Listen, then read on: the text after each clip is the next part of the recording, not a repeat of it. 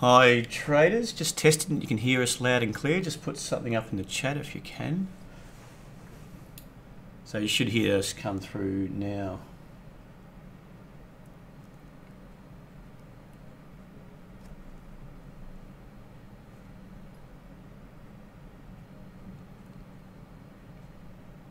Yep, good.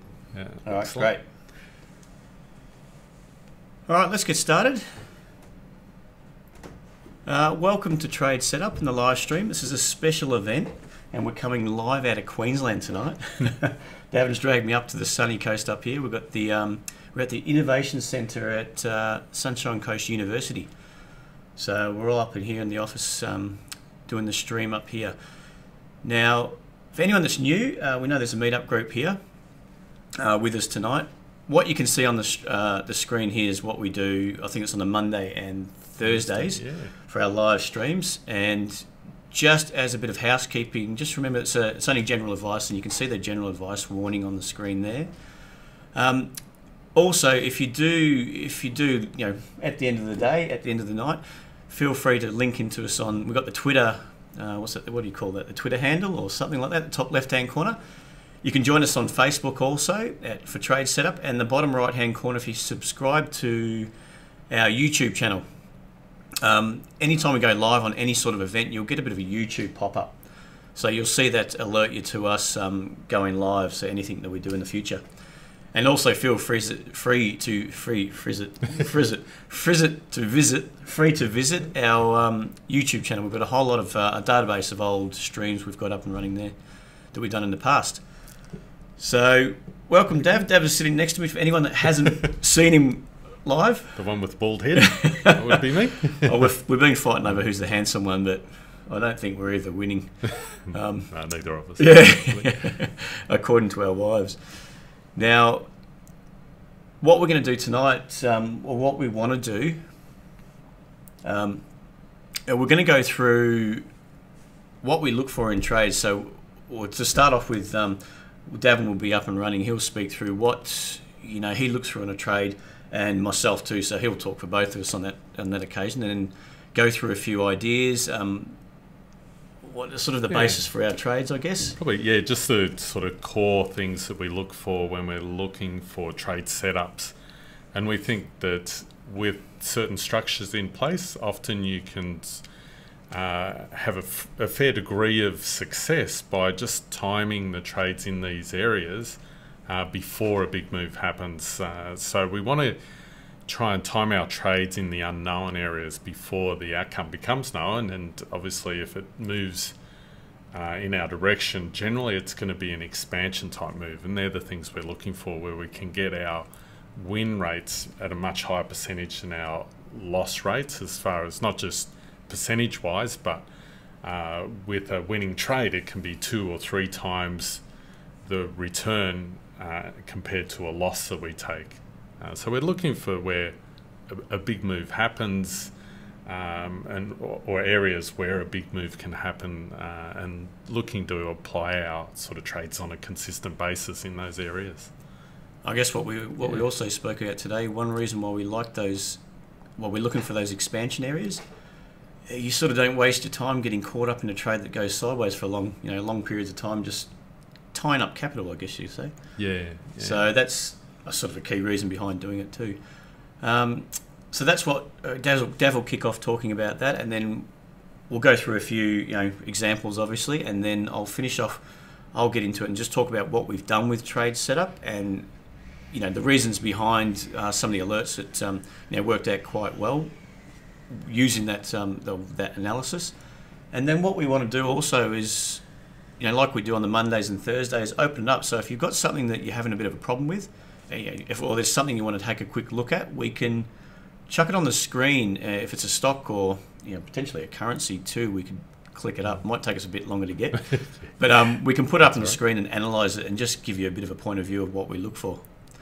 All right, so any questions there, guys, just to start with? Or it looks like everyone's coming through online, which is coming good. through well. Yeah. All right, well. Okay, well, I'll get started first up, and we'll see if we can get some ideas here. So first up, what I wanted to do was look at the charts where we're where we've seen price move and show the areas before that price expansion, before price really took off. So let's get into our first chart, and I usually find it much easier to go through things when I've got a lot of pretty bars in front of me and just explaining how and why behind some of these things. So first one we're going to bring up, which I've just brought on screen here now, is Cochlear. That's, I think, quite a well-known Australian stock in the healthcare area. They do hearing aid implants and various other sort of medical implants to do with hearing. They've been on quite a strong move up pretty much since sort of 2015, and this chart sort of pictorially shows some of these moves. And what I want to show was, obviously this is looking at it after a move, but I want to show some of the key areas that we could have looked for, and these are the same sort of areas we're looking at day in, day out for potential moves. And if we can start sort of seeing those pre-move areas before price expands, it can help over time by just seeing a few repetitions of this same sort of structures set up.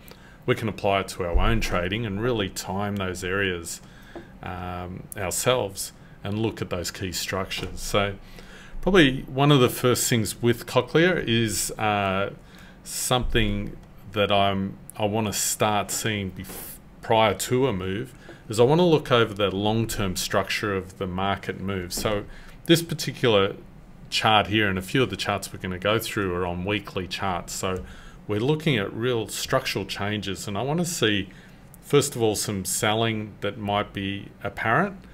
It doesn't always have to be selling before a move, but I want to see this change in structure where the selling starts getting absorbed by new buyers, then more of a basing period where sellers and buyers are matching each other out, and then start seeing buyers taking control. And when we start seeing that buying take control, we can start setting up structures to be part of that new buying, trying to capture it earlier before we start getting price expansion. So I'll show you some of the little tricks we use, and hopefully it can be useful for your own trading. One of the first key areas we want to start seeing is after a sustained amount of selling, and in this case, if you have a look, we've just got some very simple moving averages, and that helps us to use price action as a guide in relation to the moving average. So there's, hopefully you can see this on your screens, we've got a brown 50 moving average and then this yellow 20 moving average. Now what the moving average is over 50 days, which is the brown one, we get the average price. And so what we can see over a sample size of each day's bars, we can see that in this period here, if you just have a look at all this price action through from sort of mid 2013 through to almost mid 2014, all the price bars were below the 50 moving average.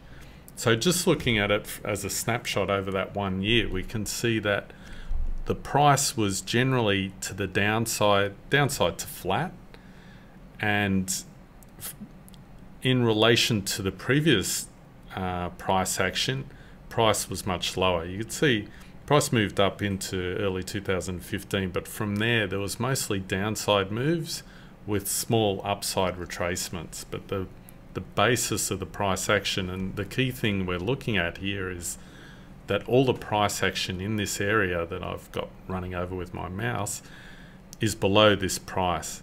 So what that does is instantly tell me, okay, I'm not looking for long trades at this point in time because selling is in control. There's more sellers than buyers, or at the very least, buyers are just starting to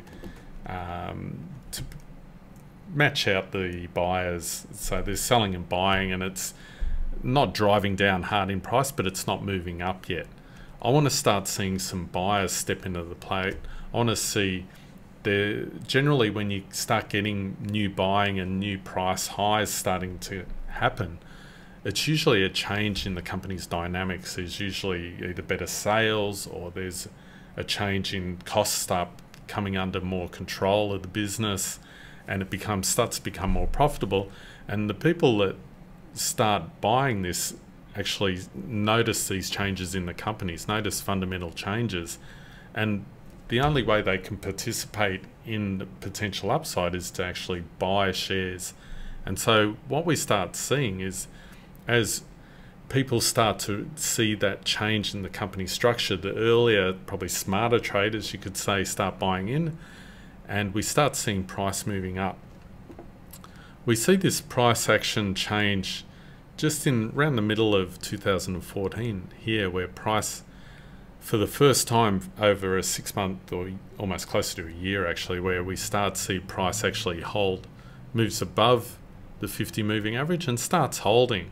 Now this doesn't mean we just start buying at that specific point.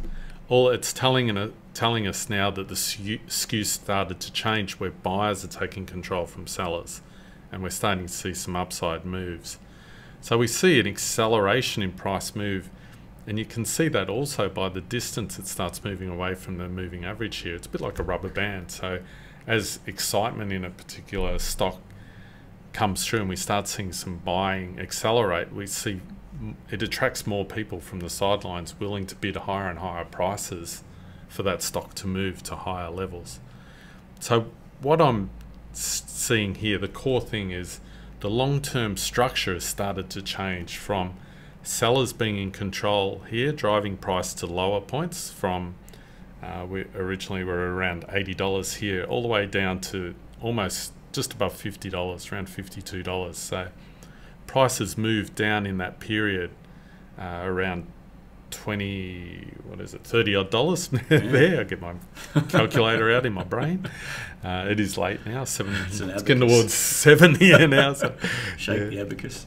That's it. Yeah, it's rattling the brain there. So what we're starting to see is this change in momentum. You also start seeing, which is something to be aware of, is there's a lot of little price bars in here. So a lot of indecision.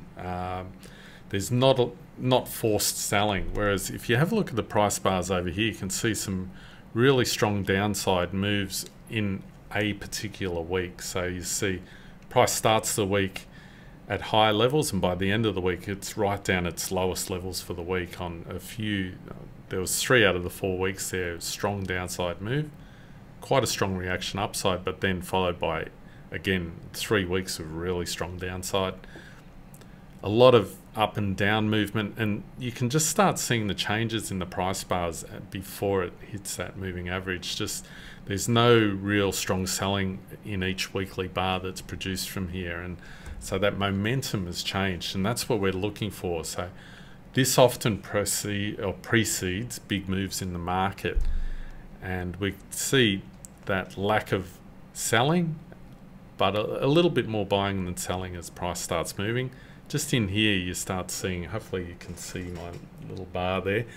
Yeah. I'm just having a quick look over to see what hopefully you guys can see online, but the bars, what we're starting to see is buying pressure coming in, and that's what we want to see. So that's our first move. We see this big move up. What we aim for is, once we see price action holding above the MAs and we see some signs of strong buyers coming in, on the retracements, we want to see some short-term selling, but that selling to be absorbed by new buyers. So I think a lot of traders and a lot of people have heard the terms where you're looking for retracements in uptrends, and so this is the first signs that we're looking for, and these are the key areas. So this is really the first big up move. There's one retracement here. Often what I find is you don't just get one retracement. So markets don't make it easy for people. Otherwise we'd all be really wealthy and we'd be smashing out really good high win rates and making a fortune. But what tends to happen is that often you'll see more than one retracement, and there's a term a few people that I've spoken to over the years training know as we tend to think about the second mouse. It's a term, the second mouse gets the cheese, and what we mean by that is often the first retracement you'll see price will move up, but then there'll be a failure and a second retracement.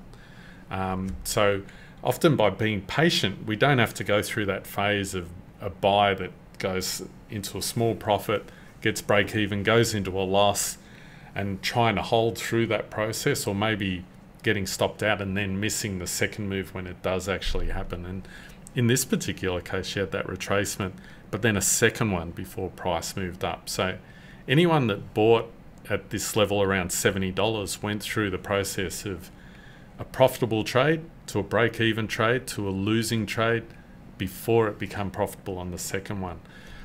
So one of the ways to trade is to look for what we call W's. And so if you have a look at this is a stochastic indicator here, but even just looking at the price bars, we get what looks like a W type pattern.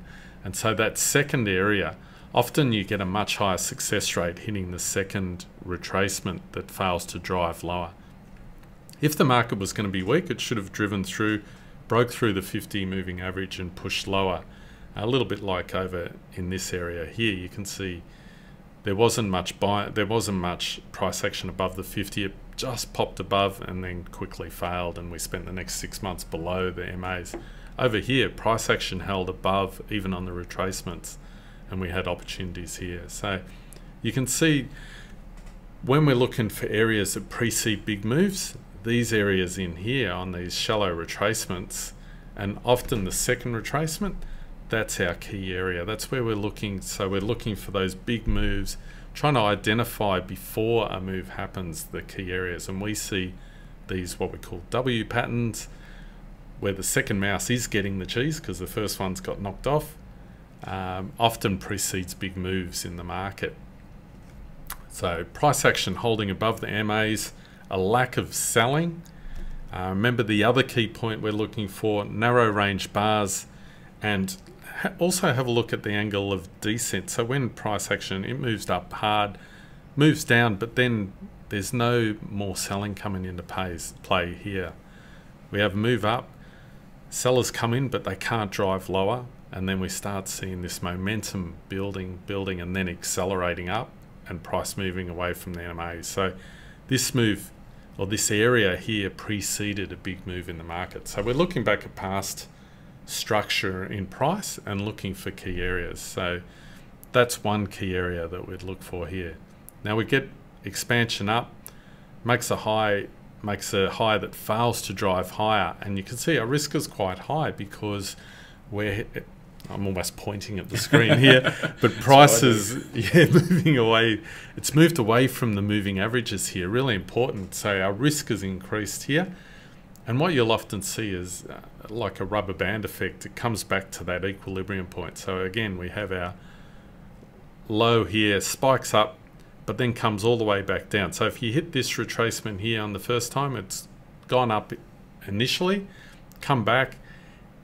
For people that have bought in on that move higher, they've gone through that phase of break-even losses before another move happens. Now, this one's even trickier because you get 3 goes before it actually starts grinding higher. So we get our W pattern, but then we get another drop here, washes out a few traders, and may even hit our stops if we don't have them at a low enough level, and then drives again down, holding higher lows. But it gives us another opportunity to re-enter the market preceding an accelerated move higher. And we can see these moves are fairly significant upside moves. You can see they're almost like sources that are happening. Price action, the majority of the price action is holding above the moving average, was just telling us that overall buyers are still in control at this point. So that's what I use moving averages for. It's not to a specific buy-sell signal. What it is telling me, are buyers in control? Is most of the price action above the moving average showing me that the selling is not strong enough to drive and take control from buyers? I want to be looking for opportunities and waiting for when price starts extending away and accelerating, and timing those areas where there's not a lot to lose if I'm wrong, but my reward is much greater than the risk I'm taking if price does what I expect it to do. And if you think, if I'm getting 2 times or 3 times my reward to risk. So if my winners are average $1,000 to my loss of say $300, that means that I only need a 30% win rate and I'm still break even. So if I get a 50% win rate, I'm doubling my money over a sequence of trades, which is what I'm after. So I really need to nail these trades that are going to give me a much higher win rate than the risk I take. And doing that consistently, I think, is a way to be successful traders. The reason I know this is because I've been in positions myself where I've done exactly the opposite. tried to pick markets as they're falling, tried to pick the bottom of the markets and doubled down on losing trades. And from my own stats, I know that's not a good way to trade. Also from looking at stats over a large sample size of actual traders in the market and seeing how losing traders trade, that's generally what they do. They have two key things. They'll double down.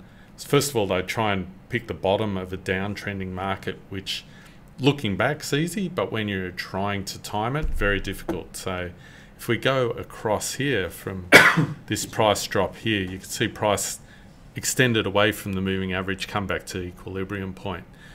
Traders trying to pick the bottom of this market, often what you'll see is they're looking for a small retracement that drops a lot deeper. So they might be trying to trade at $130, then they double down when it gets to 125, and then they double down to 120, and their losses are accumulating at double and triple the speed, and they finally give up when it hits 115, and it's usually just at the time the market turns and starts moving, but they can't take those big losses.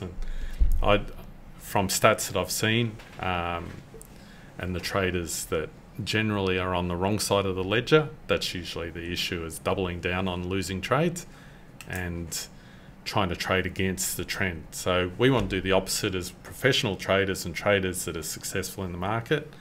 We want to try and aim to time our trades so we get in before big moves occur by risking small amounts and looking for win rates double and triple the amount that we're risking. So that's one example here. I'll just make sure I don't spend the whole hour talking to myself and give Braden a go. Poor bugger, he's sitting here. That's fine. Trying to keep I'm quiet. I haven't talked about it for a while. So that's the first one. So key areas are these areas here where we're getting that one retracement, second retracement. That would be a key area for me. Second retracement here, and then the third one here. In this one, we get a deep single retracement. Sometimes if you can pick up those really deep ones, it's okay, but even just hitting on these, so there's the second sort of move lower here, trying to time it off this 132 would have been a nice area. Obviously after the fact's much easier, but they're the areas we look for hard right edge, so which means that we look for in real time, and we've got a fairly good track record, I think, just with our trade setup that we do, where we have every alert, we're around above 70% our win rate. Oh, not our win rate, but our return based on a portfolio of trades. It's about 57, 58 at the moment. Yeah. 3 to 1. Yeah, so we tend to do quite well with these structures, looking for moves before they occur. So let's bring up a couple of quick examples before I hand it off. Quickly while you're on that. Yeah. I just want to say just the one thing with risk as well, about Davin was just saying about trying to pick the bottom. I mean, all right, if you bought stock there, you doubled down again. That one might have worked out, but I've got a good example a bit later on. We'll talk about the reject shop. If you don't know what happened there, that could have really hurt you. So we'll talk about that just in a minute. Probably, yeah, that's one of the biggest things, is being able to stay out of trouble is a real key thing. Being able to take your loss before it becomes a big loss is a huge thing that is part of trading, and then being able to open up the winning trades. So allowing these trades that go from $80 to $120, $130 on Cochlear, they're the ones that are going to make your portfolio grow in time and really reap the benefits of skilled trading rather than just guessing and trying to just pick trades without having a structure behind it. Anyway, let's have a look at a couple of some other ones.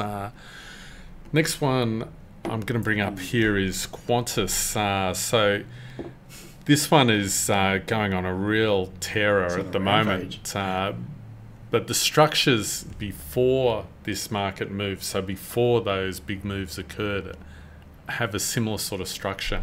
And also on the other side, it shows when some of these stocks are falling and when to actually either trade short or to get out of the stock. So let's have a look at the areas that, again, we're looking for. And I'm just seeing if I've got... I did save Qantas, didn't I? So I'll bring up a picture so we can mark in some areas. So just bear with me while I get that. Wait, are there any questions? A quick question, if anyone's got one, just on what Davin was explaining. So I'll just keep looking right just to see if any questions pop up. Here it is. All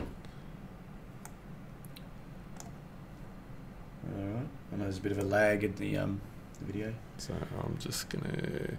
Okay, so this is going to be the area we're going to concentrate for the upside, and I'll show you the reasons why. I think some people will guess that going through our sort of what lines up, so making sure all our ducks line up, I guess, is what I'm going to point out here. But let's have a look. So I'll bring across this particular chart and put it up.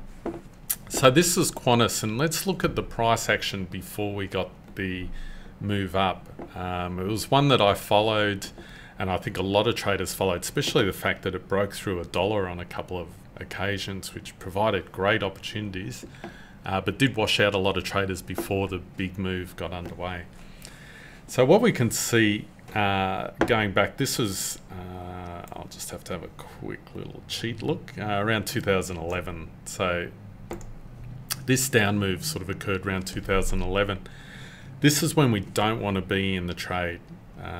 And you can see the reason why. We talked about this before. All the price action from this area here is below the moving average. So going from mostly above moving average, we saw price action all start to move below the 50 moving average, and most of the price action also below the shorter term 20 moving average.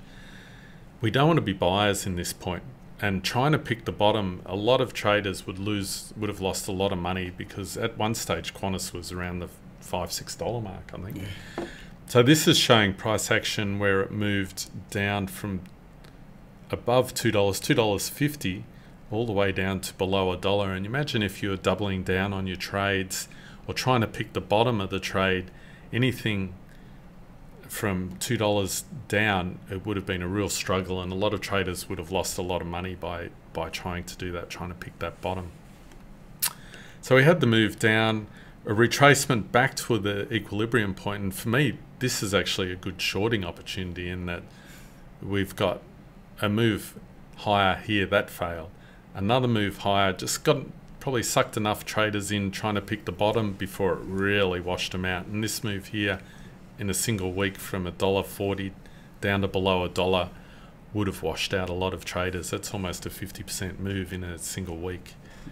We had a little retest of the low, and then price action moved up.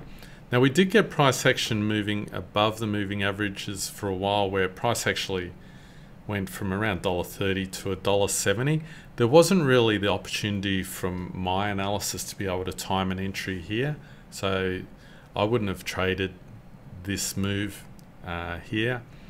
And unfortunately for buyers that may have held and not taken their trade, sold, been able to sell, it went all the way back down from $1.80 back down to below $1 a second time before we started to really get a structure in place. So it really washed out a lot of traders in the market before new players stepped in. But the key structures that we look for started to become apparent as we move on. So price action again, mostly below the moving averages. We only start seeing price hold up when it breaks above the $1.20 up to $1.40. The key thing here was the selling and the lack of selling, and that's often a really big key thing that we want to look at.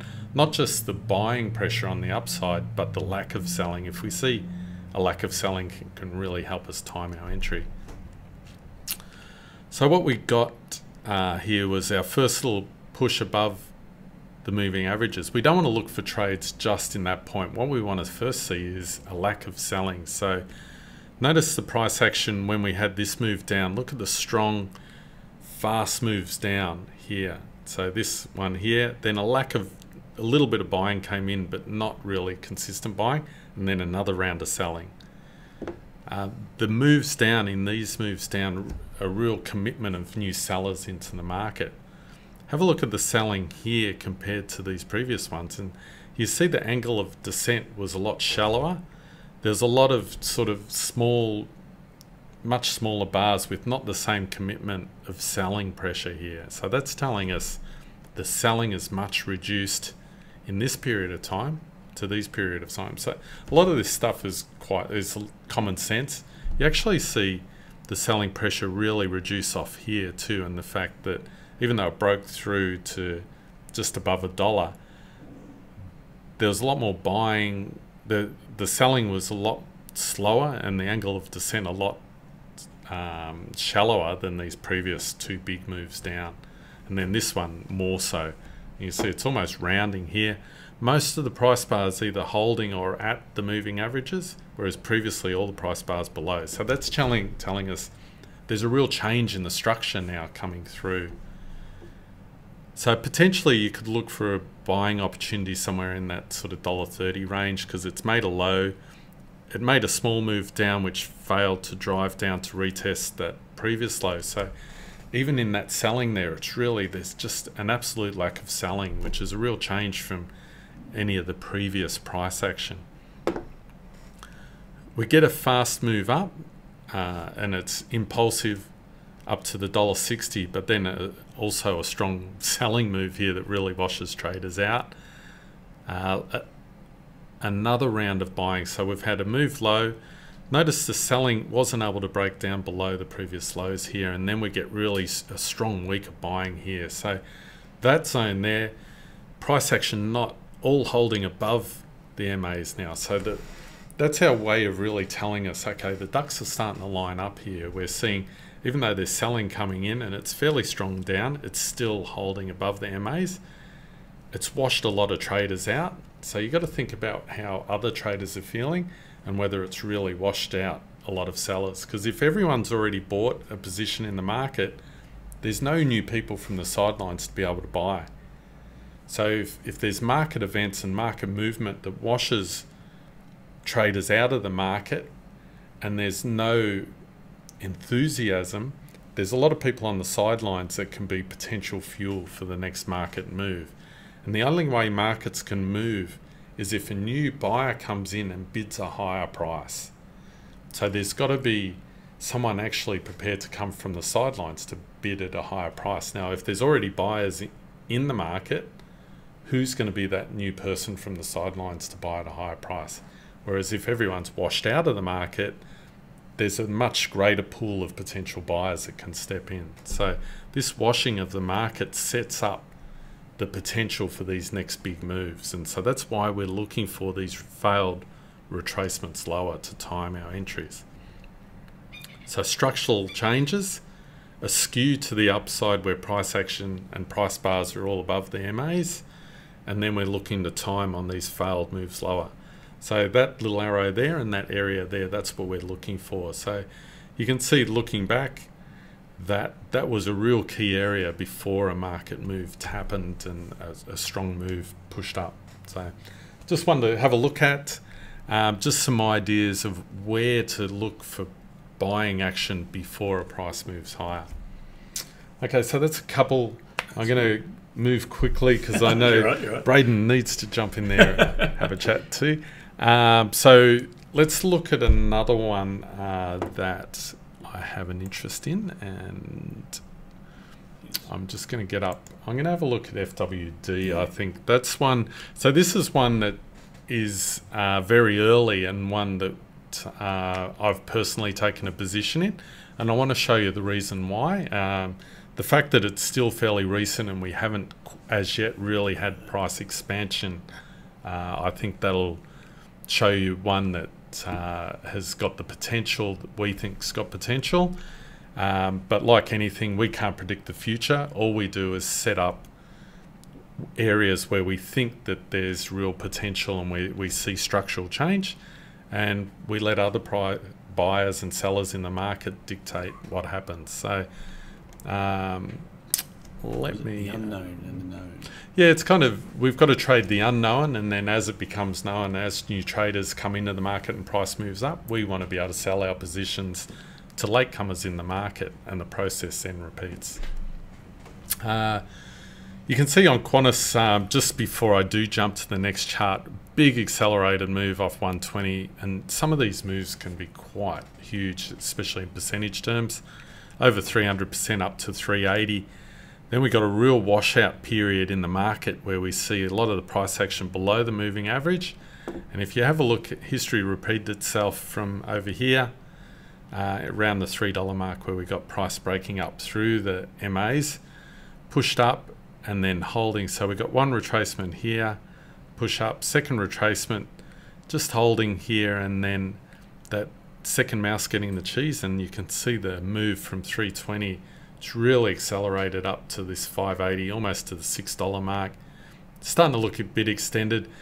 These are the areas where professionals generally start selling to the retail traders, as the outcome has already become known. So we want to be trading before the outcome becomes known, before the big moves occur, and then selling once those moves have occurred to retail traders that are late into the market, and just doing that consistently. Okay, so let's go to one of the ones we're looking at. There we go. So I do need a few pointers. Braden's the king of this platform, whereas I don't use it quite so much. All right, so this is, to me, this is a very interesting chart at this point in time, and you can probably see the reasons why I'm quite interested in this particular share. I don't know what's going to happen in time to come, but the structure is in place for me to be quite interested in why in accumulating shares. And if enough people accumulate after me, they will bid price higher and higher, and that gives me the opportunity to sell at a profit at a higher price than what I bought in for. And that's the reason we trade. We trade to make money in this market. We don't, to me, it's not a hobby, it's a business. It's looking for opportunities to get in before the majority, and then selling once a majority of traders have moved in, price moves higher, trading once the outcome becomes known, and selling my position to people that are later into the market than me. I don't want to be trading long the market when it's doing this.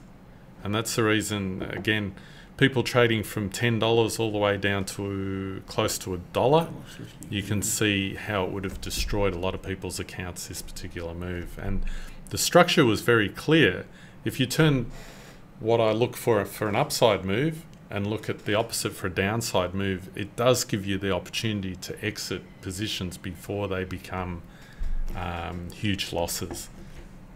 So we can see, looking at it from the opposite point of view, price action holding above moving average, everything's quite good over here. But then what we see is the first signs, price start to move below the moving average. Nothing terrible in and of itself. But what we see is this next move up fails to make new highs. Now, when something fails to do something, the opposite is more likely to occur. So now we've had 1, 2, 3, 4 attempts to break through $13. This one not making the previous highs. Something's starting to be wrong. And look at the selling move in 1 week. That's very strong selling. Second week, again, very strong. Price really started moving down. So when we start seeing that after many failed attempts, this is the time to start reassessing markets. Also, the fact that it had hit 14 on 4 attempts, only made it to 13. If buyers wanted to push this market higher and there was good fundamentals, there was improving sales, there's going to be strength in time to come, price would be making higher highs and higher lows. There'd be buyers in control of the market. The fact that there isn't shows us that potentially there's trouble ahead. And so what we saw was this first move, it washed out and broke below previous lows. Now, key thing Here, price moving back to the equilibrium point, but failing to get anywhere near previous highs. So one attempt, second attempt. Now, if I was able to short sell this particular stock, these areas here, 1 and 2, are key areas to capture this downside move that occurred. I don't want to be going long, even in this area where it pops up for the first time above the moving average, because it's not holding price bars above on the next retracement. Still strong selling. Moves down to new lows, but notice the selling dissipating.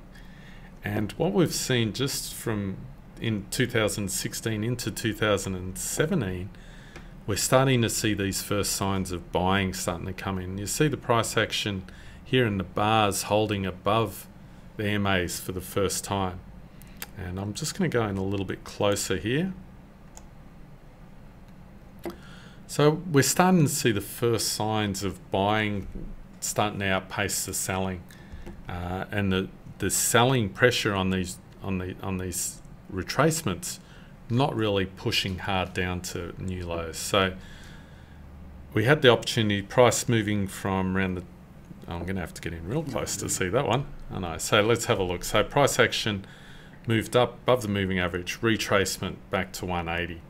Price moving up, not a lot of buying still, but the majority of price bars now starting to be above the 20 and 50 moving averages, whereas all that period, years of price action below the moving average. So structural change is starting to happen.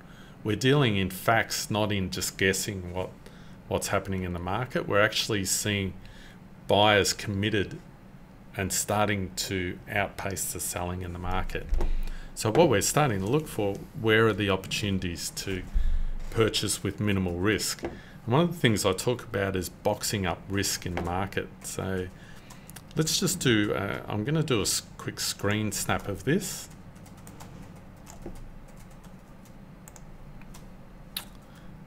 So let me get this one. So this is Fleetwood that I'm looking at here. And I want to just show you one that I'm actually interested in real time, just so that it shows. I hate looking back and going, you should have got in here and you should have got in there. This is one I'm actively involved in, and it's near term, it's early in a structure here, and it's before the outcome becomes known. So let me just bring up this particular stock, and what we can see here, price action moving up, retracement, second move up, and notice there's not a lot of selling here. So I've seen this come into play. We had a move up in Feb, March, April here. Again, not a lot of buying either, but the price action now is held above the MAs for quite a period of time. We're looking at a good 6-9 months here. Again, sellers started coming in from around 220 down to 190, but the selling commitment, if this was going to be weak, price action should have gone down here, broken the lows, and then we reassess. But the fact that it's holding up, this gives me the opportunity to look for potential entries with minimal risk. So what I can do is what's called boxing up my risks. So let me draw a little box, and I'm very literal here. So this is the box. Unfortunately, I haven't drawn it as well. Do you know how to delete that? Top left. Yep. That one. Here we go. I'll draw a better box this time. Okay, so that's what I'm doing. Okay, so at the top of this box, that's my entry. So around the 204, I believe that's roughly where I get in. I'm just going to have a quick look. I've had two buying. So I've actually bought some more just recently in there. So this is an example. It doesn't mean you should follow what I do. Maybe trade the opposite if you like. But this is an example of why I trade these areas. I think I've been a professional trader for 14 years, and this is one of my key strategies. So hopefully you can learn from this. It doesn't mean that you should follow this particular trade, and this is more just to be shown as an example of what I look for. So just beware of that. I don't want people going, oh, I followed Dav's trade and there was a disaster with Fleetwood and it went down to $1 and I lost all my money. Everyone who takes trades has got to take on their own risk and do it of their own accord. This is an example of why I do it. So just to make that clear. this is the reason. So what I'm doing, I want to minimize my risk. So my exit point to my potential reward, I want to look at my reward's got to be greater than the risk I'm taking. So if I box up this at around 207 to 183, it's around, what's that, about 24 cents risk. So for this trade, I want the outcome to be at least 2 times the risk I'm taking. So I'm looking at a 50-cent move or so up from that level. And I think the potential to move up into the mid 250s, 260 is quite reasonable for the risk I'm taking. So if price moves down to below that 183, 180 area, then I'm prepared to take a loss on that trade and walk away with a small loss. And what I'm looking for is a reward much greater than that risk. So that's what I mean about boxing up the trades. That's the way I do it. I'll look for a trade there, risk there, and looking for an outcome greater than the risk that I take. Now, price, with that structure in play, I'm confident that buyers are in control. I'm looking for new buyers to step in, bid higher prices, and at some point in the future, once prices move my direction, I'm looking to sell to latecomers in the market, to traders that are willing to buy at $2.60, $3, up in that range. I'll start scaling out to those potential people. So that's my entry, that's my stop, and I've got positions open now. I'm looking for a continuation. I actually did a little bit more in here, and looking for another leg up. I generally do a couple of buy legs and then I'll sell into those. But that's my own personal way of trading, and I like the fact that this has created a big base here. I think if we break to new levels, then it'll start attracting new traders into the market. And my thinking is that the fundamentals behind Fleetwood are starting to improve, and that's why that buying's coming into play. So it is fundamentals will show up in the price action and the price structure, and we saw that with examples of Cochlear and Qantas that I've shown, and I'm hoping that that will be the same for Fleetwood here with this example shown here. So I've gone probably much later than what I should, but I really want to explain a couple of examples where we look back, and then one example of what I'm looking for with a trade that's in progress now. So thanks, guys. Appreciate you looking at that. It's really that's specific to what I look for when identifying big moves. So I'll jump off now, and I'm going to let Braden jump in. Do you want to swap seats? Yeah. Oh, no, that's fine. Go here. Okay, so I'll move this across. You can take control, and just off you go. Any questions on that, guys? I know a lot of you probably already heard me talk quite a bit, so it's always good. Some questions I haven't looked at there. No, that's all right. I've answered the net there. We've got one more. Clement was asking. We'll do that in a minute. So just get ready, guys. I won't spend too much time just going through what we've done. I'm sure a lot of you probably seen it. You can always go back in the last streams. A lot of the stuff it's we've talked about before in the streams. It's always good having Davin on talking, because he's got a unique way of explaining things. I've always found easy to understand. That's always benefited me in the past. So. Bit of a tap on the back for the big boy there. I'm chuffed. So I thought it's always good letting him hearing him talk. So I hope you all appreciate that. Any questions? Just quickly, we'll get onto yours, Clement, in just a second. Maybe we'll see if the questions come through and we can. As soon as they come through, we'll try to get onto them there. So what do I want to show you? It's just a couple of. Let's get that across. Now, I just want to find out where would my USB be? Sure. So this is where I'm not very good at it. Just show you a few that we've had for trade setup, a few that we've gone, and in particular, I just want to show you quickly, because I think it's a good talking point on TRS. There it is. So we'll get up that just to start. So I'll just go through. Where'd that go? It's going to open up. There we go. Is that good? You can use it. That's the software program. I might just do it as a screen and then you can do a screenshot. So just bear with me. Sorry guys, just be a minute. So yeah, we'll go through. I think, like I was saying, the reject shop was a good one because we actually had that as an alert, and we followed that up nicely. We were trying to get that expansion zone that we often talk about. Oh, perfect. That's the one? Yeah, Is it just that one? Yeah, and it'll be the next one and as well. You can do a screen snap of that. So Okay. just right click and then right click. No. I'm not very good on Dav's computer. Jeez, he's killing my computer. Hang on a sec. Yeah, this is a good one to show, I think. So, left click. Left. So I didn't explain it to you well. I'll let you off right. for that one. Right, Open with. So we'll use photo gallery just so you can use screenshots. You can use screen snap. No worries. Yeah. So I'll take that back. So this is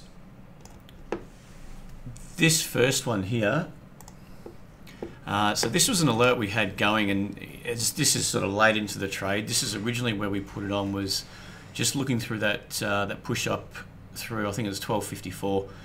So that's where we started off, and you can see this is well, it's probably not quite as clear because we haven't got the original alert of why we were looking at it. We know it's come down to this zone of 950, and then we got this push up, and then we've contracted. You can see we contracted back down, but we didn't get anywhere. Well, it was probably about 50%, 40 to 50% of that move up, and then we started seeing that the buyers were stepping in here at around 1183, and we got that little pop up to 1254.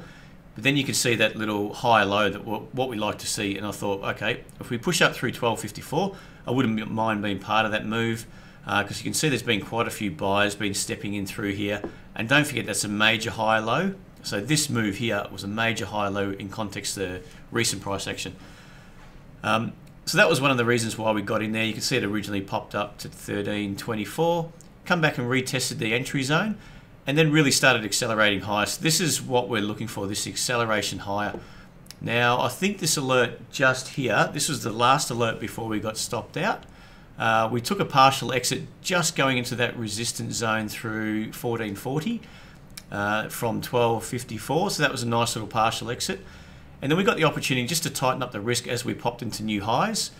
And what I wanted to show you is one, taking advantage of that accelerated move higher and trying to get the right, or hitting the right zones where you're not wasting time waiting, and really try to maximize your, I guess, what would you call it? Maximize your hit rate and return. And that, so that turned out quite well, but also what it shows, and I'll show you the next one, was when you've really got to make sure you got your risk, your risk in place and where you place it. And this chart we've got next was really what happened next. I think we got stopped out. It started chopping around here, and I think we got taken out of this trade around 1465, just when it started pulling back. But you can see it was on this little spike high, so it spiked up and then it just capitulated there. So I started looking at this chart not long after that, and this is a monthly chart, and you look at that price structure. Oh, look at, I don't know exactly where the reject shop is now. I think it's come all the way back down, hasn't it? This might be somewhere around $6 or even below that. If anyone knows, just whack it in the chat. If anyone knows exactly where it's traded now, but this is sort of the reverse of what Davin's mentioned before. You got that move up. So I know it's on a monthly basis, so it is very, very long term. You got that acceleration higher. Okay, it's come back in, built a major high low. It's pretty much pulling back to the MAs. Accelerated higher again, but then it come all the way back down and it broke through those MAs. It's popped back up, retested the highs, and then really started capitulating. So it's busted through this. You can see a major support zone at $9. And to be honest, when I was looking at it on the daily and weekly basis, I didn't really take much notice of what's happened, well and truly in the past from 2014 beyond.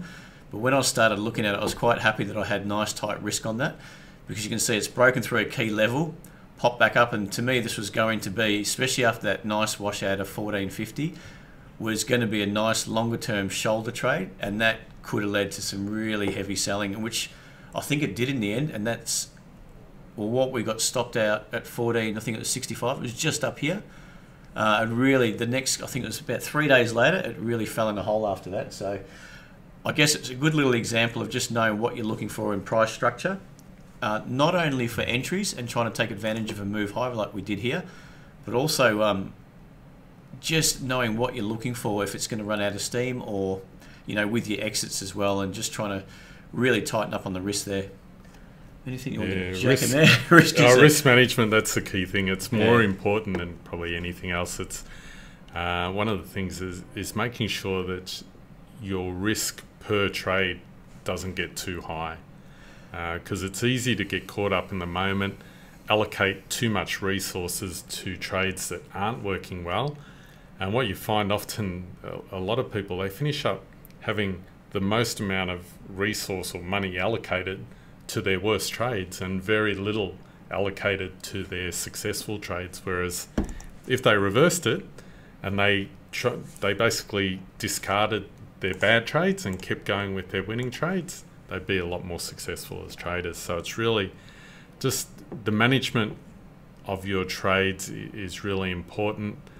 Being able to understand when the dynamics have changed is important as well. And so that's a good example of just having a bit of follow-up risk management. It meant that you made a profit on the trade, whereas a lot of people who may have held on through that changing structure would have seen it turn into losses. Yeah. And also, I guess, to expand on Davin's point from before, and not trying to pick bottoms, but waiting for the structure to play out in your favour. Yeah, that's key. For example, if you were looking at this could have been nice. It could have been a nice major high-low. It's gone on with it. It's pulled back, and then if you're just trying to pick a bottom, you may have just started stepping in at this breakout zone, maybe, just as an example, at 13.24, and just been sitting on the bid, trying to pick the bottom, rather than waiting for it to play out, like we've discussed, with another, build, maybe a correction back here, building in here for a potential new leg higher. So if you happen to sit on the bid there and you've just been walloped, just remembering what that monthly chart looked like, I think it was down about that 6 after that. 5, 6 or something like that. It's just making sure that there's buying pressure. 450. If you're trying to pick when selling pressure stops, it's very, very difficult. I think it's much easier as a trader to pick buying pressure starting to take control from selling pressure, and just really identifying those areas, because you're going to have plenty of time to be able to time an entry, especially with ASX doing dailies. The people that really get themselves into trouble are seeing a fall in the market and trying to pick the exact time when that selling is going to stop. So our position is wait for the selling to stop, see some new buying starting to step in the market before timing trades. Yeah, we want that proof, don't we? I think that's probably proof. A key thing. You don't want to just jumping in willy-nilly. You want somebody else to do the willy-nilly jumping in and prove, and then either get it right and prove to us that why we want to put our money at risk. All right. Yeah. So any questions on that one? It was good to see it was down at 450 apparently. Okay, yeah. Now, been nasty. Next one is a more recent one that we've got on IMD, and I think we've just taken a partial on that as of Friday, maybe. Now, how do I just open that up? Open it with Picture Viewer. Picture Viewer. Yeah. All right, there we go. That's good. So this is the original alert we had on IMD. It's probably not. It seems to be. It goes through those phases of consolidating, and then just bang, off she goes, and then consolidating, but holding a nice base through there. I did like it when we were looking at. I think it was more. You can see this is the original alert we popped out. I don't know when. I can't find out. It was probably a week or so ago. Yeah, it's pretty recent. Yeah. So I did like that little price action. Okay, we saw that there. It popped up, accelerated higher. Not a massive move. But then we saw some lower highs, lower lows, some selling come in. Then you've got a nice little area where it did pop through the MAs, and then you could see it starting to build back up again after, 1, 2, 3, some good days through here, tests of just below 60. All right, so what I was looking for was to that expansion out of, for another leg like this, potentially higher, projecting that up. Ooh, I don't know where it could take us up to around the 80 mark. I think it has popped through 80 today. So the reasoning behind that, hit 80, just and it's backed off to about 75, I think. So for confirmation, I like to see it through 66.5, and that's why we send out the alert. Okay, if it popped up through 66.5, we've got it. It's coming off a nice base there. We look potentially to go into expansion from that contraction lower, and you can see that from that zone just above 50, that's a higher low. It's popped up. It's potentially in a nice area to build that major higher low again, and we might have a nice new leg higher. It's basically a repeat of that section. Yeah, so it did. It looked like pretty much a snapshot of what we saw just previously. So all in all, it turned out to be quite nice. And we go to the, I think this is the last alert we've popped up. Yeah. Picture viewer. That's the one. And you can see it's turned out quite nicely. That's your 66.5 entry level just through here. It's popped up, it's accelerated, and then it's just, I think it's just coming to the previous highs around here, around 74, 75. Yeah. But then this is something that Davin looks for quite regularly. It consolidates around that highs, and it's not really pulling back. It only had, I guess, about a 5 cent pullback from 74 down to about 69. But you can see it spent a few days just consolidating above that 70 zone after a nice accelerated move higher. So to us, that really, it was sense it was going to kick on a bit higher and really start projecting that level up to that 80 mark. So we took a partial just recently. We still got this alert up and running at the moment. Still just took a partial around that 76.5 level, and there was major support. You can't see it on this chart obviously, but from previous, probably a fair few weeks ago, a fair few months ago. So it was a good area just to take some off the table. I mean, what I like to look at is that market's starting to get a bit extended up here. The stochastics is quite heavy buying, and you know you've had a good little run up. We've had a nice pullback consolidation. We're on a second move higher. So it's just a good opportunity, good chance to take it at a level 2, take a partial off there as well. So well, it's a bit about risk, isn't it? Just making sure if you take partials off with a strong move higher, then you don't have any risk of losing money on the trade. And you've still got 50% for the potential of a move higher as well. So we don't want to get into too many more, but there's a few more that are going quite nicely. I can't remember offhand. We've got Linus today. We took a nice little partial on. Yeah. And hopefully we've got a BXB short, which Annette knows. We had a short on that. Long story short, I think we're mucking around this morning. We had a few phone calls. Up there, yeah. Oh yeah, I'll show you the most recent. So the opportunity is that, especially in markets that are a little bit choppy, you can actually do the same thing in reverse for short trades. So you can see this market, I mean, just from left to right, the market's moving down. It's on a weekly chart. It looks a lot better. You've got the nice candle down there. Actually, I think that was sometime during the week. It gapped down, consolidated, gap down again. So there's some heavy selling into that, and then it's pushed down to $9, and then we saw that pop back up, some minor higher lows, higher highs, pushing back up. Then you can see through here, it's quite clear around that 1070 mark. It's touched it a few times. I think on the weekly chart that went back to the moving average, but it didn't quite hit it. So we saw a really nice curled. On the weekly, it looked beautiful, and then on the dailies, we just saw that failure to break through that 1060 area on multiple occasions. We thought, this looks like it's got some downside. Yeah, and after that nice little, I don't know if you guys can see that nice and clear. It just pushed through the recent low here at around 1030. It just popped its head through there, and then it went back up, and that's probably only ever so slightly lower high, but it's the third effort to try and get through that 1060-70 mark. And then you can see these candles, what Davin just mentioned before. A couple of candles.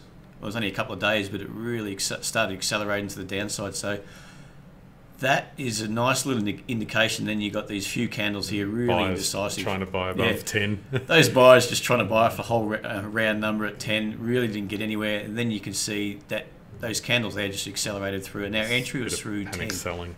Yeah, when they get it wrong. So that was the entry there, and I think today we're just looking to take. We missed by. I think we talked. We were trying to put the alert out. It hit our partial target, but by the time we put the target out, it bounced back up. So we're still waiting for a 963 partial exit to take half the trade off. Yeah, so it did actually pop up from 961 or 60. It got into the 50s. About 80. 80, 70 or 80 or so. It did bounce back up, but it's closed at around 970. 967. 67. So okay. it's still looking great. I wouldn't be surprised tomorrow if that takes a partial at 960. And on the weekly chart, if you get a chance, just look at that. It looks really, really nice. Sell zone. In what area, Annette, were you just looking at there?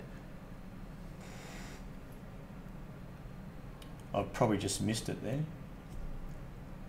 I'll keep an eye on that chat there just to see anything pop up. So any questions just on that? We're probably looking for a move down towards this $9 base, somewhere around that level. Yeah, if you see these candles continue lower, you can see that it hasn't really let up just yet. That could easily take us down. Was one of the things we're a bit concerned, and why we're looking to take a partial, is that it's filled that gap. You've drawn that blue line, so there was a gap up, and often that absorbs a lot of buying in the market, but it also becomes a bit of a barrier when there's selling. So it's a little bit more complex than probably what we can go through tonight. But when we see gaps filled, sometimes you see a rebound off those levels, and so that movement today really sort of hit that area. So that's why we were keen to just lock in half profit. Then we've got no risk on the trade. It's going to be a profitable trade. It's just a matter of how much then with the other 50%. So I think that's probably why you got that nice reaction off around at 960 today. Any exit zone? Yeah, so we just mentioned that there. So around that $9 mark there, potentially. I mean, that's if it keeps dropping off. It may build a higher low in here. We don't know just yet. We'll just follow as we go. Yeah, exactly, Nisha. I just got your message there. Sell entry level means where we want to sell and then buy it back lower for a profit. Yeah. So it's just if you... With BXB, you can use, to be able to do this, you can use CFDs to trade short, and you can also use, especially for the bigger cap stocks, you can use warrants. So probably need a little bit more experience to do what's called selling short in the market, but basically you sell at a specific price and then you buy it back at a lower price, and the difference is the profit that you make, less commission costs. No worries. Yeah. So I hope that is good. Now we're getting a bit on in time now. There probably one I just want to quickly, I don't know, take a pick. We've got the euro here because we haven't spoken about currency. I thought I might bring that up just to show you. Mix it up a bit. Yeah, just to mix it up.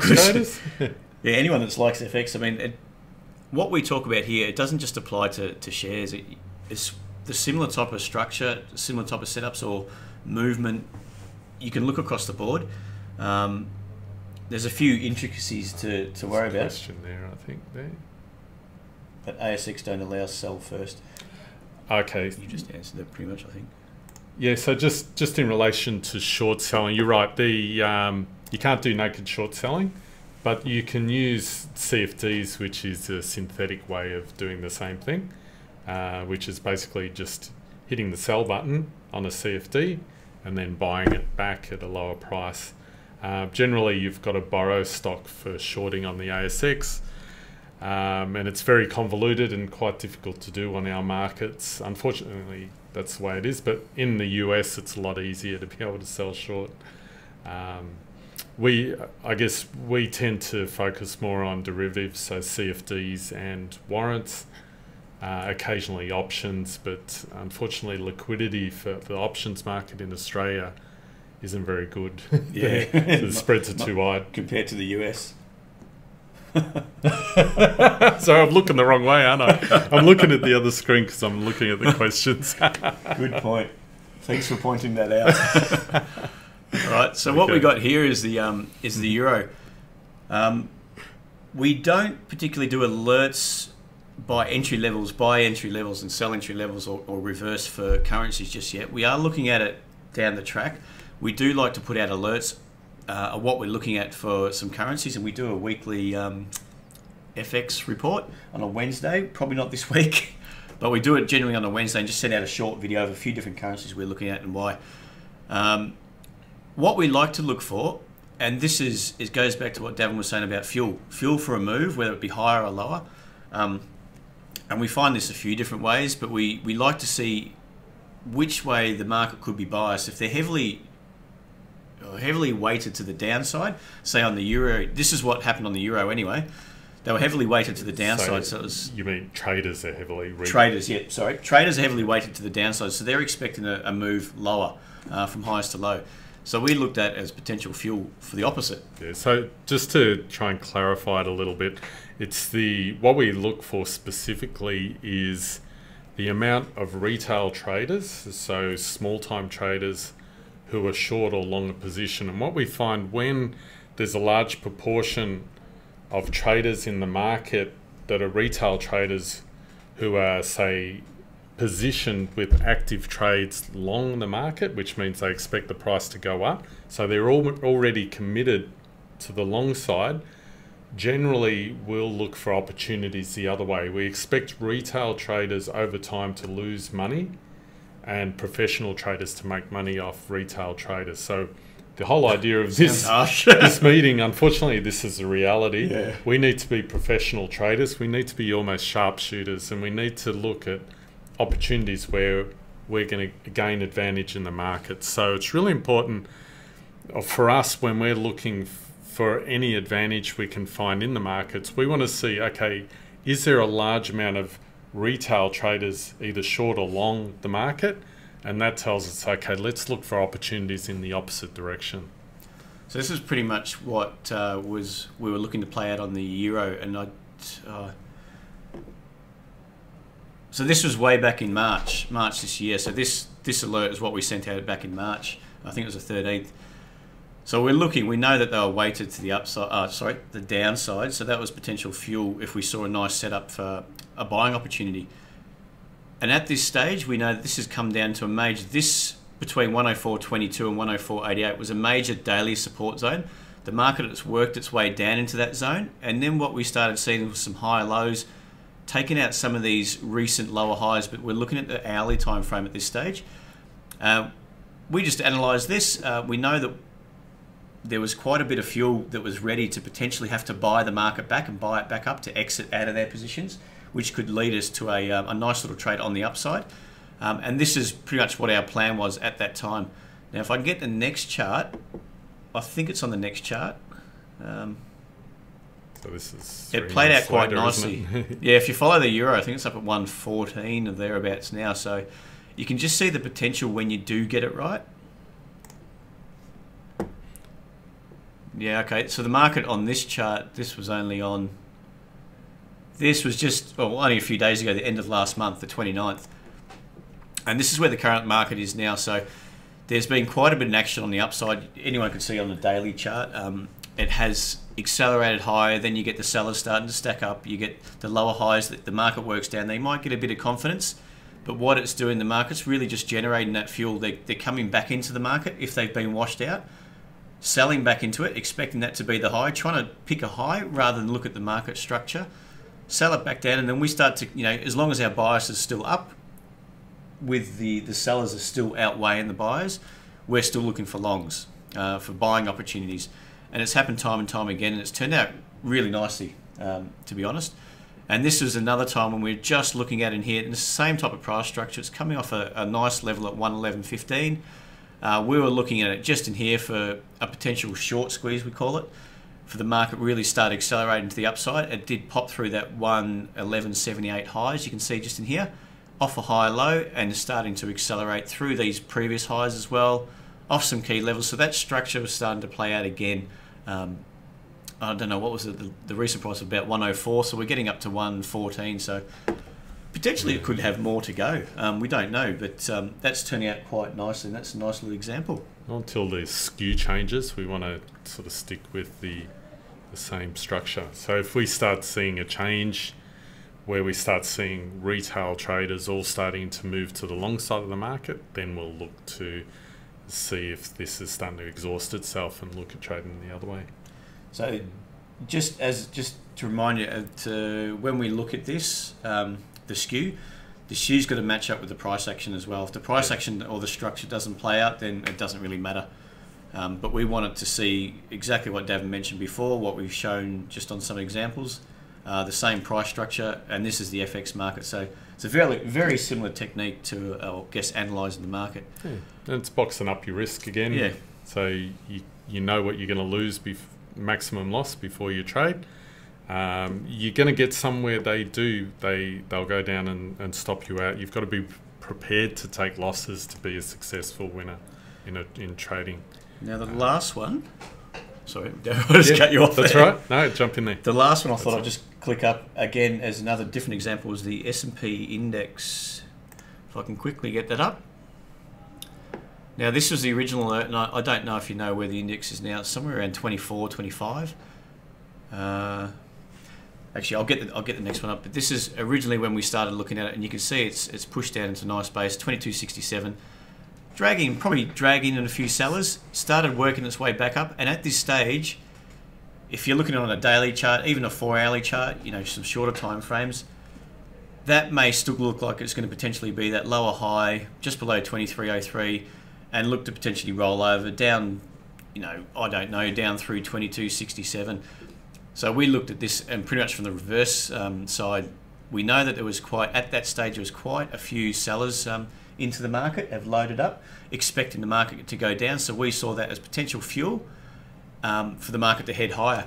And this price structure is, this was from the alert, was just awesome. It was interesting because there was a lot of negative news at the time. A lot of so-called experts on TV saying that the market's topping, it's going to drop and that sort of thing. But what we saw from actual people with real trades in the market, a lot of people had positions there was a lot of bias to the downside with people actually trading positions to make money from the short side or downside moves. So, sell-off, and it was a high percentage of short traders to long traders. So with that combined with negative news, it's a great opportunity for the price to actually move against those positions, forcing them. The only way they can get out of losing positions is to buy their short trades back at a loss, and that, by buying at a higher price, fuels the move in the opposite direction. So enough of them lined up. A few lined up, maybe a small move. A lot lined up, potentially a big move. It's a bit like a counterpunch. Often, I think, especially just looking, I was actually watching the fight yesterday, and I think Jeff Horn's, some of his best punches were the counterpunch, were when Pacquiao threw a punch but was off balance, and Jeff could jump in with his counterpunch and cause the most damage at those times. And I think trading is very similar. It's seeing when your opponent's off balance, and by the opponent, it's who's trading in the opposite direction. For any trades to take place, you need two people in an opposing position. You need a buyer and seller to meet a specific price. And so we want to see from a market perspective when it's unbalanced, and look for those times when we can take advantage of those situations. And at this particular time, the market seemed unbalanced, where there was too many short traders positioned, a lot of negative news associated. So we knew if the market did go, it would force what's called a short covering squeeze. So I think that was in February, way back in February, and it's just been grinding higher since. I think I'll just quickly show the last one. Yeah, we're gonna have to, and we'll have to wind up, I guess. We probably didn't have too much. 8 o'clock's the time. Yeah, don't want to be here all night. We'll bring in the sleeping bags. And you can see that it's probably, this is a bit longer term, but it's still not. It's so well before this. The left-hand side of the chart was before that when we started looking at it. And what did we say? It was 23. Around the 2300 mark. Anyway. So yeah, and that's just pretty much where we're at the moment. And look, I don't know. They're still weighted to the downside on the S&P. There's still some upside potential. Yeah, so there's still upside potential. Yeah. Oh, it's a bit delayed. That's just delayed. Okay. So I guess you've heard it quite a bit from us. Yeah, so if there's any questions, we've got a few minutes left. If I know it's always hard typing in questions. So I think Braden's got some there was feedback one that there. Clement quickly asked, where's our little spark? Was Okay. on. Yeah.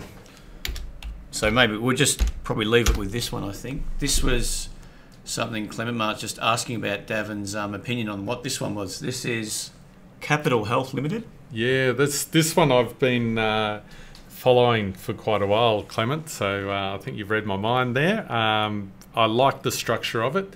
This is a weekly chart. If we just go into the dailies. Bottom right. Yep. Okay. Yeah, you see that structure, very similar to FWD where we got that changing structure. And what we saw here, so price action all the way through to pretty much the end of 2016 below the MAs. Then we got a bit of a up and down across the MAs, but since Feb-March it's holding above, so very similar. Hitting these on retracements, good opportunities. I was looking at 17.5. I just unfortunately had all my capital tied up, and it's had a nice move up from 17 to, yeah, I was loaded up. Loaded in FWD. I wouldn't say completely loaded, not a huge position, but I am involved in that one. But yeah, this would have been beautiful off 17.5 up to 25. That's almost a 50% profit. And still looking good. Like there's no reason that it can't continue on that I can see. No real key levels that are going to be a worry for it. Just remember we're a little bit extended here, so wouldn't be surprised if there was a bit of retracements coming through, but structurally love those big bases. They're often a good precursor for some strong moves potentially coming through. So looks good, has potential there. So yeah, nice one there, Clement. All right, we might have to. We're getting about an hour and a half now. We might have to just call it a day there. Yeah. Sorry for anyone that didn't get to ask a question. I know we were going to open it up a bit, but feel free to join in the streams if you do get a chance. They're at 12:30 Monday and Thursday, generally, and we do. It's more of a bit of a chat with traders, and we just do talk a lot about charts. Probably spend most of the time talking about different ideas. Yeah. So feel free to join in those, or feel free just to view them on YouTube later on. Yeah. After that, so there's quite a bit of material up there. What else? For did the we alerts, say? trade setup. If anyone's Yeah. not involved, we do have trade setup for anyone that wishes to subscribe. We've just upgraded our latest version, so you'll see some quite a big changes coming through for anyone that does upgrade. The Android, for anyone that's got Android phones, you can upgrade to the latest version now. So you can either do a straight upgrade or uninstall and upgrade the new version. Apple iOS, with Apple, unfortunately Apple's a little bit slower. They manually look over any changes that are made, so we'd expect that to be ready tomorrow. But there's significant changes. We think we've got some feedback and we've acted on that feedback to make our alerts a lot easier to follow, a lot more user-friendly, a lot more specific. So we hope everyone really likes that. There's a free trial for it for those people that want to have a look at it, and for those that are interested, there's and who think it'll benefit their trading, there's a subscription per month, or yearly is a bit cheaper if you want to do that. So feel free to get in touch with us if you're interested in subscribing. But you've got the free weekly or twice weekly webinars and live sessions that we do similar to this. So look forward to having you on board, and we really hope that your trading will be successful through some of these techniques we've taught tonight. And if you wanted to follow the trade setup, we think we're doing good. Well, we're getting good results at this point. We expect that to continue, so love to have you on board for that as well. Yeah, any questions, you can go to support@tradesetup.com.au. Yeah, that's right. Yeah, we'll answer any feedback you've got there. So I appreciate everyone for joining in. Thanks for taking the time to listen to us. I know it's a Monday night. You've got plenty of important things to do. It's a long, hard weekend. Yeah, we really appreciate people taking an interest in what we do, and we're here to try and make people's trading better. All right, thanks, guys. Thanks, guys. Speak to you again soon. Okay, cheers.